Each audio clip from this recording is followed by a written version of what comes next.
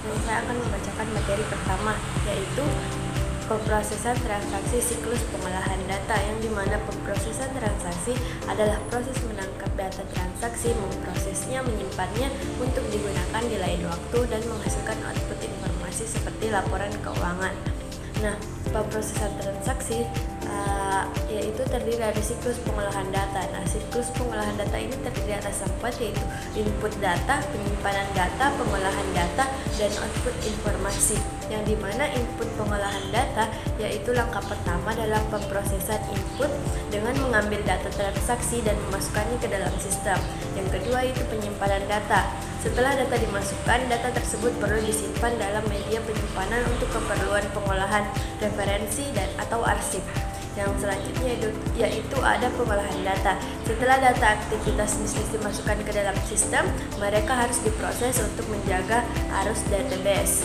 Selanjutnya itu ada output informasi, yang dimana hasil akhir dari proses pengolahan data yang disajikan dalam bentuk informasi ini bisa digunakan untuk pengambilan keputusan.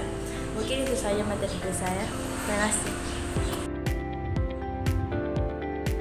Baik, materi berikutnya yaitu ERP atau Enterprise Resource Planning adalah sistem informasi terintegrasi yang digunakan oleh perusahaan untuk mengelola dan mengotomatisasi berbagai proses bisnis inti seperti keuangan, manufaktur, sumber daya manusia, dan lainnya. Sistem ini sebagian besar digunakan oleh organisasi besar dan menengah untuk mengkoordinasikan dan mengelola data, proses bisnis, dan sumber daya mereka. Sistem ERP mengumpulkan, memproses, dan menyimpan data dan memberikan informasi yang diperlukan manajer dan pihak eksternal untuk mengukur perusahaan. Tujuan enterprise planning yang pertama, meningkatkan efisiensi operasional. ERP dirancang untuk mengotomatisasi proses bisnis yang sebelumnya dilakukan secara manual, sehingga aktivitas operasional menjadi lebih cepat, tepat, dan hemat tenaga. Yang kedua, menyatukan data dari berbagai departemen. Tujuan utama dari ERP adalah mengintegrasikan seluruh data dari berbagai divisi, seperti keuangan, produksi, penjualan, dan SDM ke dalam satu sistem yang terpusat. Yang ketiga, mempercepat pengambilan keputusan dengan informasi real-time. ERP menyediakan data secara real-time, sehingga manajemen dapat mengambil keputusan lebih cepat dan berbasis data yang akurat. Hal ini sangat penting dalam dunia bisnis yang dinamis dan kompetitif. Yang keempat, mengurangi biaya operasional dan human error.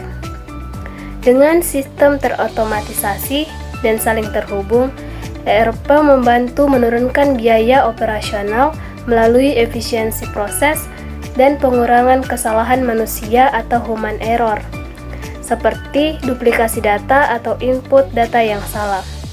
Nama saya Aulia Makfira, NIM 24090150052. Di sini saya akan membawakan materi mengenai komponen ERP. Komponen ERP atau modul ERP biasanya mencakup sebagai berikut. Yang pertama ada keuangan, mengelola buku besar, piutang, utang, aset tetap, anggaran, kas, dan laporan keuangan. Yang kedua ada SDM dan penggajian, mengelola data karyawan, penggajian, tunjangan, pelatihan, absensi, dan pelaporan pemerintah. Yang ketiga, siklus pendapatan, mengenai pemesanan, penjualan, pengiriman, persediaan, penerimaan, pembayaran, dan komisi. Yang keempat ada siklus pengeluaran, mengelola pembeli, penerimaan barang, gudang, dan pembayaran. Yang kelima ada manufaktur, mendukung rekayasa, pencaturan produksi, BOM, WIP, kualitas, biaya, dan proyek produksi. Yang keenam, manajemen proyek, mengatur biaya proyek, penagihan, pelacakan waktu, dan aktivitas proyek. Yang ketujuh, manajemen hubungan pelanggan, mengelola penjualan, pemasaran, layanan proyek. Yang ketujuh, manajemen hubungan pelanggan, mengelola penjualan, pemasaran, layanan pelanggan, dan pusat bantuan. Yang kedelapan, ada alat sistem, menyediakan kontrol akses, pembuatan data induk, dan pengaturan alat. Adapun manfaatnya yaitu 1. Integrasi antar departemen, yang dimana ERP memungkinkan berbagai departemen dalam suatu organisasi seperti keuangan, produksi, pemasaran, SDM, dan logistik untuk bekerja secara terintegrasi dalam satu sistem yang sama. Yang kedua yaitu data yang akurat dan real time, yang dimana sistem ERP mengumpulkan dan memproses data secara terpusat sehingga informasi yang tersedia selalu terkini dan akurat. Yang ketiga, pengambilan keputusan yang lebih baik. Dengan akses ke data yang konsisten dan real time, manajemen dapat membuat keputusan yang lebih tepat berdasarkan analisis data, bukan asumsi. Yang keempat yaitu pengurangan duplikasi dan inkonsistensi data, yang dimana ERP menggunakan satu data terpusat sehingga menghilangkan kebutuhan untuk memasukkan data yang sama berkali-kali di berbagai sistem ataupun departemen. Yang kelima, skalabilitas bisnis, yang dimana ERP dapat disesuaikan dengan pertumbuhan bisnis. Modul-modul baru dapat ditambahkan sesuai kebutuhan tanpa harus mengganti sistem secara keseluruhan, sehingga ERP mendukung ekspansi dan diverifikasi perusahaan. Baik, saya akan membacakan materi mengenai tantangan Enterprise Resource Planning atau ERP. Tantangan ERP ada 4. Yang pertama ada biaya awal yang tinggi. Implementasi ERP membutuhkan investasi awal yang besar, termasuk biaya lisensi perangkat lunak, infrastruktur TI, konsultan, pelatihan, dan waktu yang terbuang selama transisi. Yang kedua ada kompleksitas sistem. ERP mencangkup berbagai fungsi dan proses bisnis dalam satu sistem, sehingga sangat kompleks. Yang ketiga ada resistensi dari karyawan.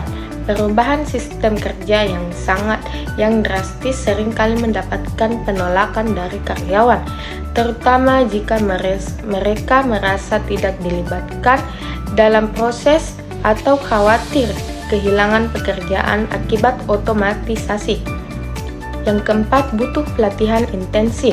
Penggunaan ERP membutuhkan pelatihan baru tentang proses bisnis dan cara kerja sistem. Tanpa pelatihan yang cukup, karyawan tidak akan mengalami kesulitan dalam menjalankan tugas dengan sistem ERP. Sekian materi dari saya. Terima kasih. Baik, saya akan menjelaskan tentang penerapan ERP, yaitu Enterprise Resource Planning. ERP adalah sistem terpadu yang digunakan perusahaan untuk mengelola berbagai proses bisnis utama seperti keuangan, produksi, pemasaran, SDM, hingga rantai pasok dalam satu platform. Dan ada pula langkah-langkah penerapan ERP, yaitu analisis kebutuhan, 2. Pemilihan software, dan ketiga, perencanaan dan persiapan, keempat, migrasi data, kelima, konfigurasi dan kustomisasi, 6. Pelatihan karyawan atau training, dan ke-8, uji coba atau go live,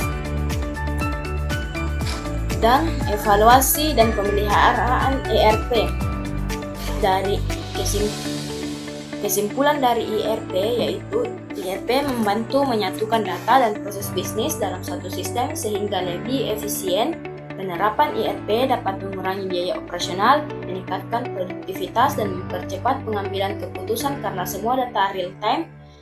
Walau Dan walau membutuhkan biaya waktu dan komitmen tinggi saat implementasi, manfaat jangka panjangnya sangat besar. Dan ERP sangat cocok bagi perusahaan yang memiliki banyak departemen atau cabang atau proses bisnis yang kompleks.